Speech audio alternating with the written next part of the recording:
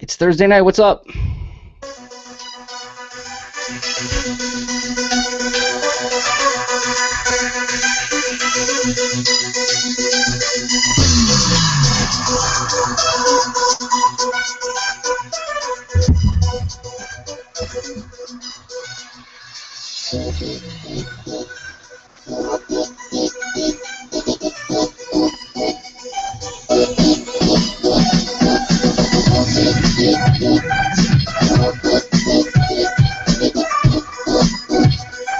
I think we're going to do all that. News, guests, a little bit of gear at the end of the night tonight.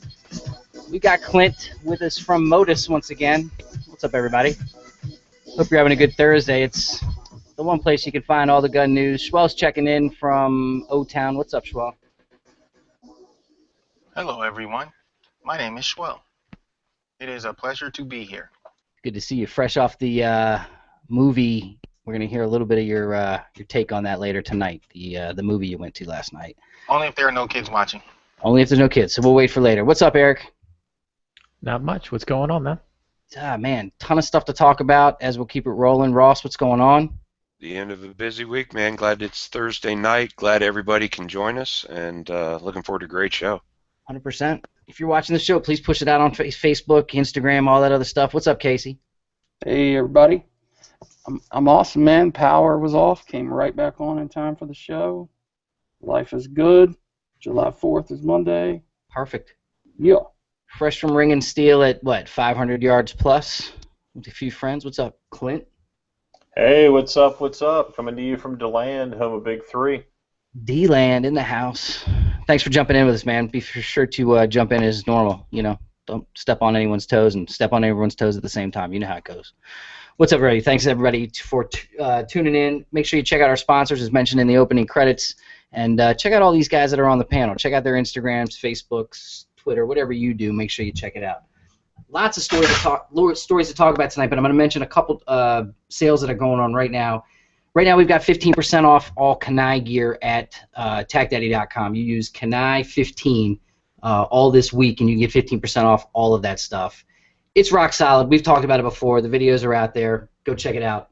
Also, if you want to go over to everydaycarrylife.com and simply use the code Q, you'll get free shipping on whatever you order, whether you order one thing or a bunch of things. So make sure you check that out. All right, guys, we got lots of things to talk about tonight. I guess we'll start off with the big story of this week. Massive attack yesterday. Was it yesterday? 2 days ago. 2 days ago. 2 days ago. Tuesday. Massive attack in Turkey at what they're calling, again, a major international European airport. And all the, again, information is still rolling in. Looks like it was 3 gentlemen from the Russia and some of the stands over there that were trained.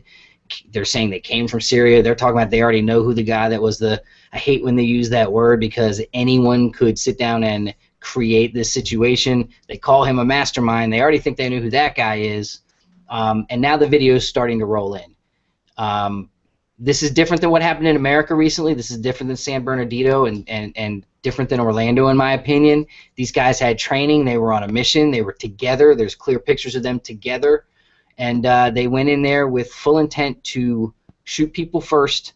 And then when they were cornered and or ran out of ammo, I guess, they were all equipped with explosive vests. And a couple of those did go off. Someone had a detail from earlier in the pre-show about one of those people. Ross, was that you? I did, yeah. One of the security guards was actually able to gun down one of the terrorists before he detonated his explosive vest. And he actually got all those people out of that area. You can see it in that closed circuit security video. Shoots the guy, goes over to him. You can see the terrorist gun fly off, like off out of screen.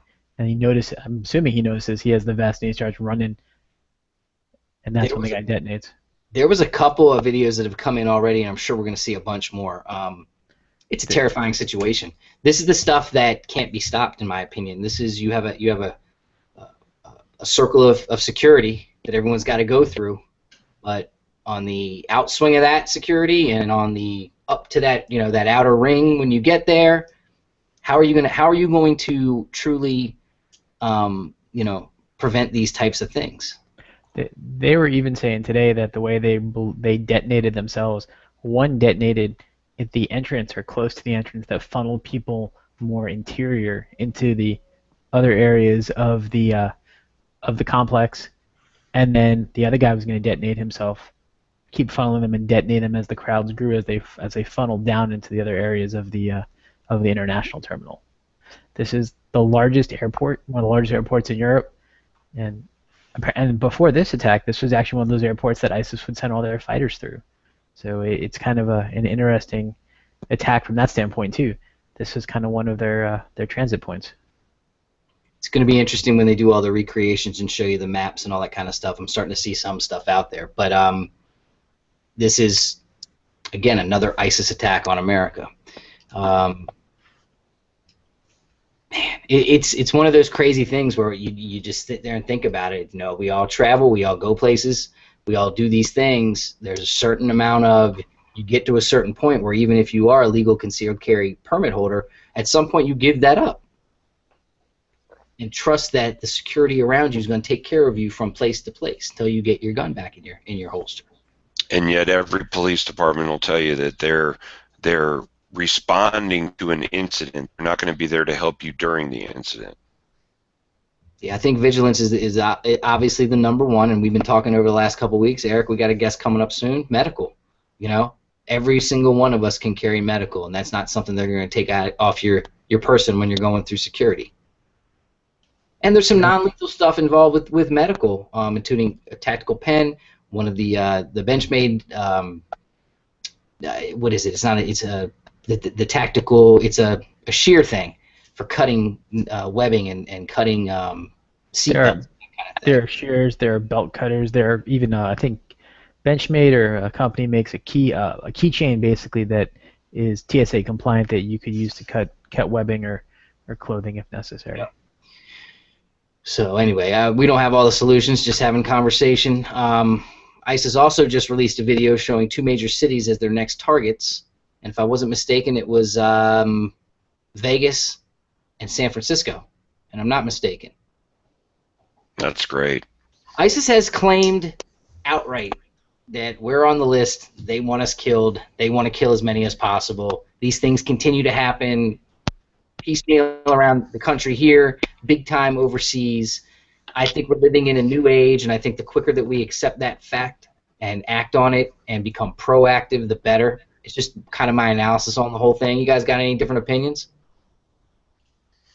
I think it's important that you understand that your surroundings make defensive and offensive weapons, and the more you can look at your environment and have a plan, the better off you'll be. Because, like you said, Kevin, they've already told us they're coming. They've already struck multiple times in the U.S. In places that they said they were coming. We believe them. Not everybody believes them. If you believe what they tell you, be prepared. I mean, I think what the founder basically pre-ISIS was Abu al-Zakari, who we blew up, in 2005, 2006. So I mean, this foundation has been there for a while. His dream of a caliphate and his dream of attacking America, it's been out there. And on the negative side of social media and the internet, now you don't need to go travel to Syria to go train. You can do it online. So you can do that lone wolf thing, which is, in my opinion, is the hardest thing to go after. Some guy up at night watching videos because he hates something in his life, and something clicks on these videos. That's all you need. It's scary stuff. Shout out to Ryan Hoover from Funker Tactical, and thanks for the links. I think as I'm looking at this stuff, to be honest, I think it's important that we probably dedicate a special episode or an entire episode to active shooter. But if you go search the Charlotte Observer and again Paula Broadwell, here's how Charlotte should prepare for an active shooter. Check out that article. Americans Need Active Shooter Training is an article that's out there. Check that out because, again, it's a well-written article with question and answer, and there's some video footage that's definitely something that you want to consume. And then on something called the Small Wars Journal, Ryan Hoover and Daniel Shaw, both from Funker, wrote How to Stop an Active Killer. And that is something that, again, I think it needs for us to devote enough time. You guys agree to that we should actually kind of talk about this in length rather than just be like, hey, be prepared for an active shooter. I mean, these guys have actual strategies. Absolutely, and I totally recommend looking those guys up on Funker Tactical. They've got some great videos out there.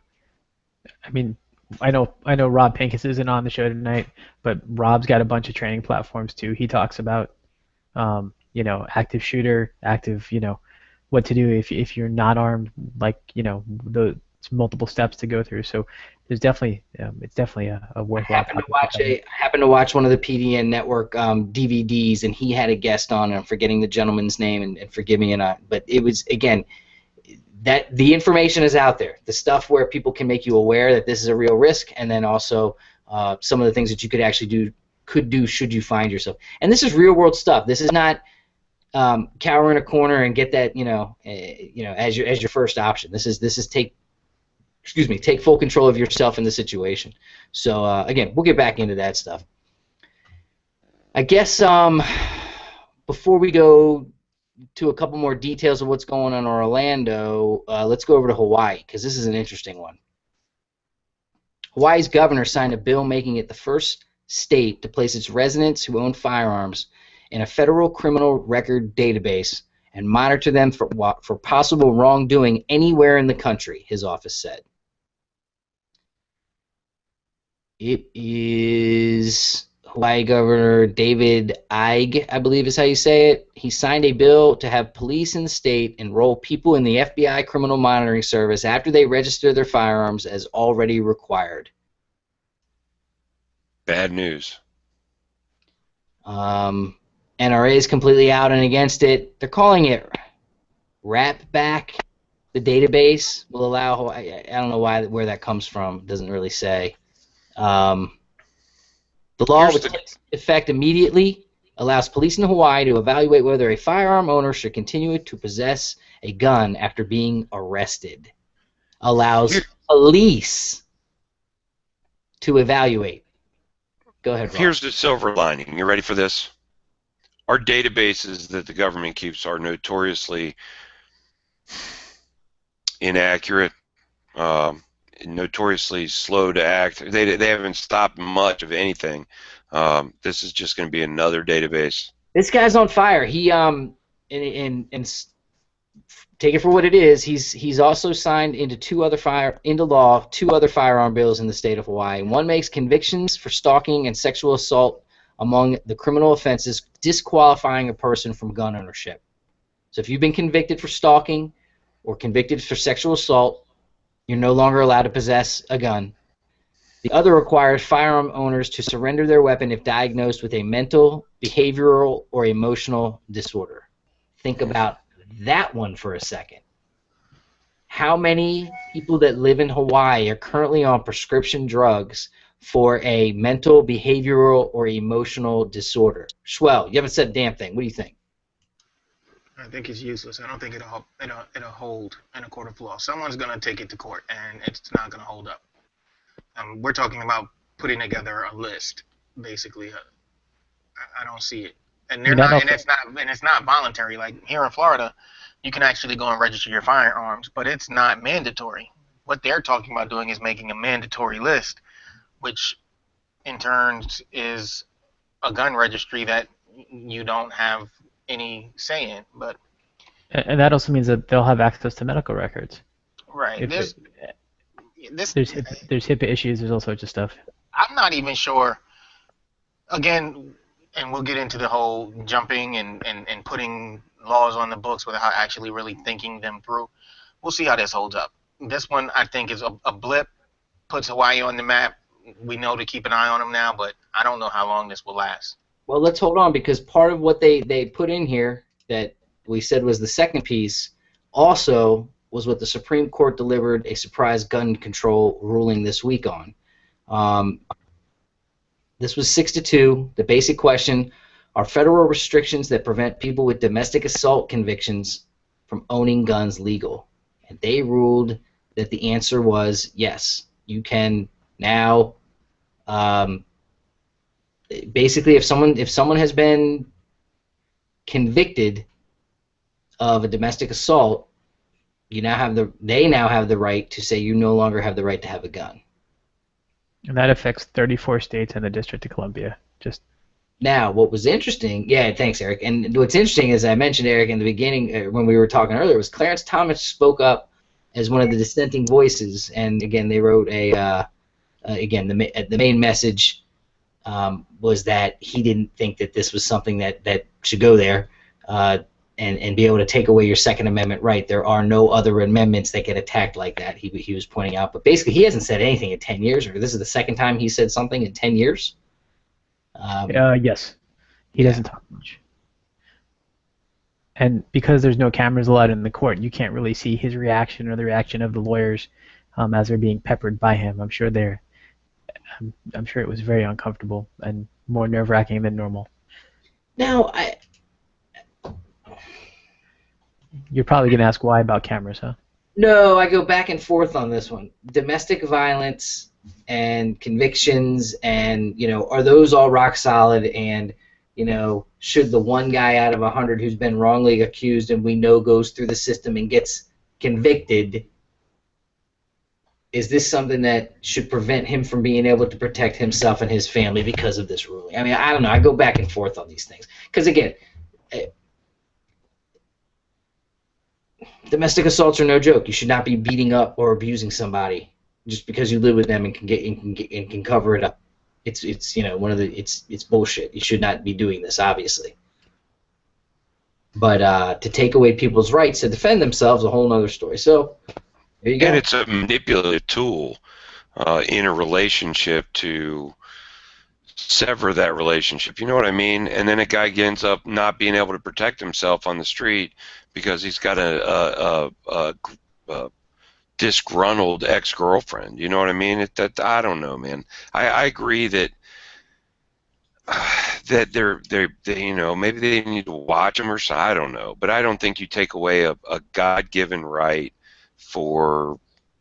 Well, then again, he did say convicted, so he's got to go through court. Yeah, So, I found the quote I was looking for earlier when I was stumbling. Sorry, it was on a separate page. Justice Thomas, quote, according to the court transcript, he was asking the lawyer, the Justice Department lawyer, can you think of another constitutional right that can be suspended based upon a misdemeanor violation of a state law?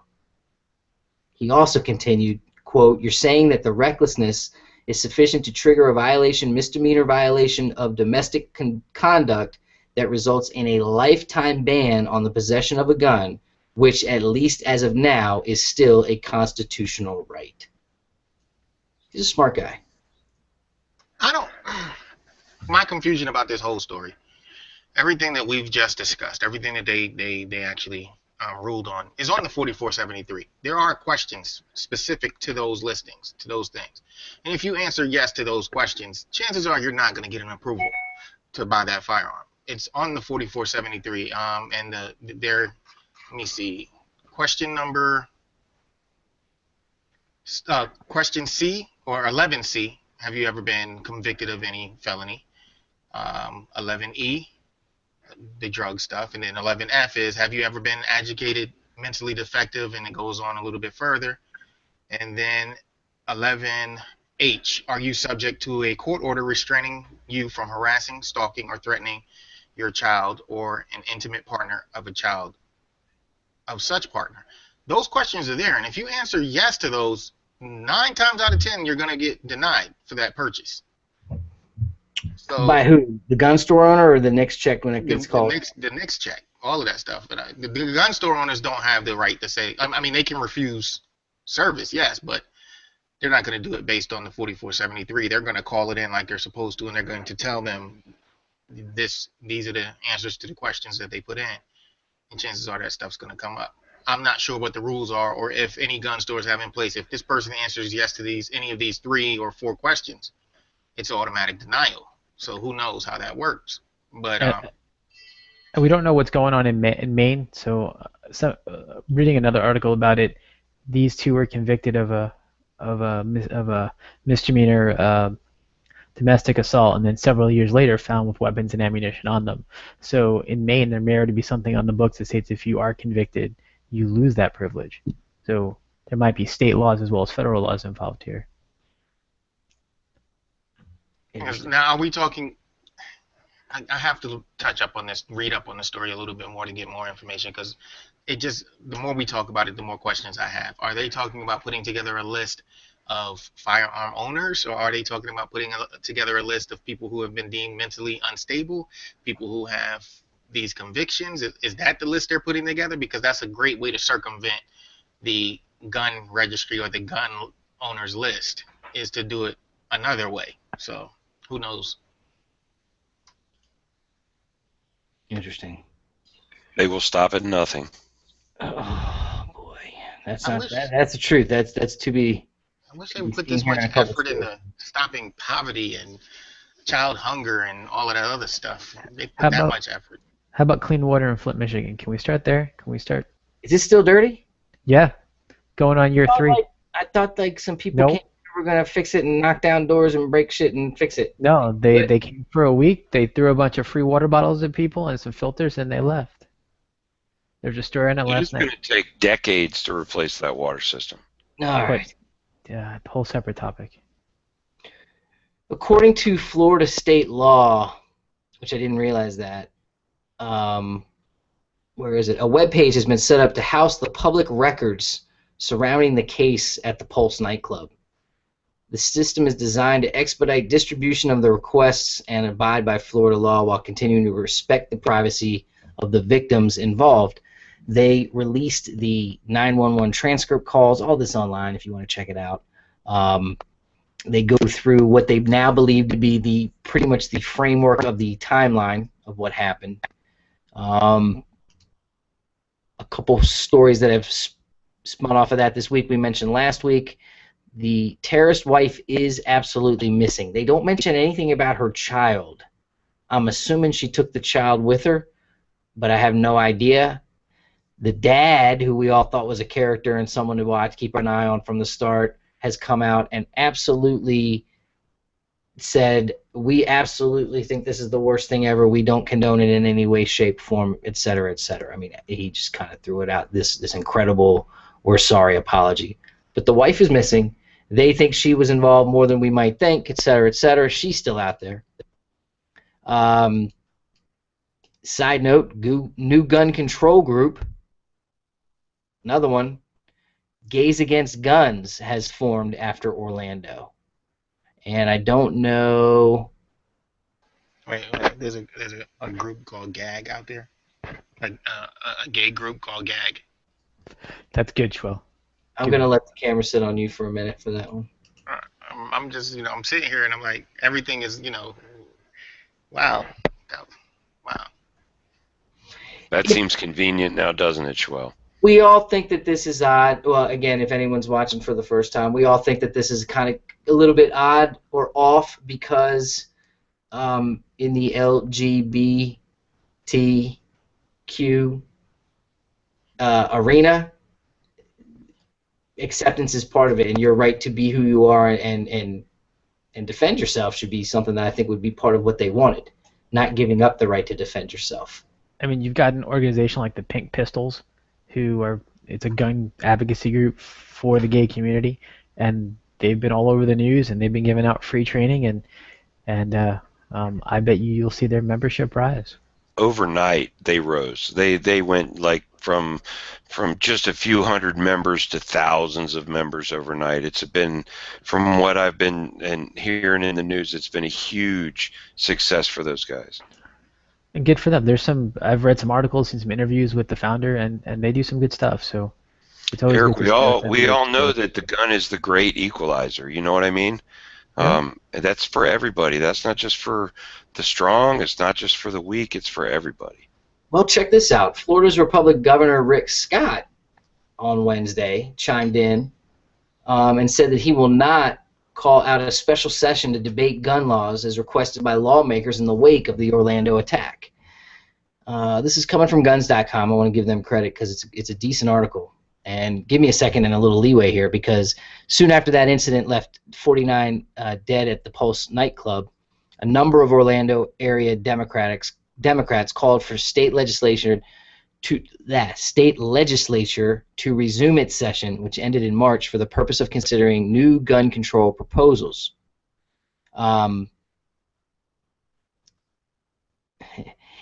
They put in 46 letters demanding the state's legislators be polled on their feelings to resume. A 3/5 majority would be needed for such an event. On Wednesday, Rick Scott weighed in on the matter, telling those seeking the extraordinary session their push is misplaced. He said, quote, "I'm not going to call a special session. The Second Amendment didn't kill anybody," he told the assembled media. He also said, quote, "Anything that makes it through legislature, I'll review. Here's what doesn't make sense to me. Why aren't we focused on the culprit, the evil here? It's ISIS. It's radical Islam," he said. He's been involved in the response to the attack, vowing to resort every resource at the state's disposal to help out all the victims, everybody there, the club, etc., etc.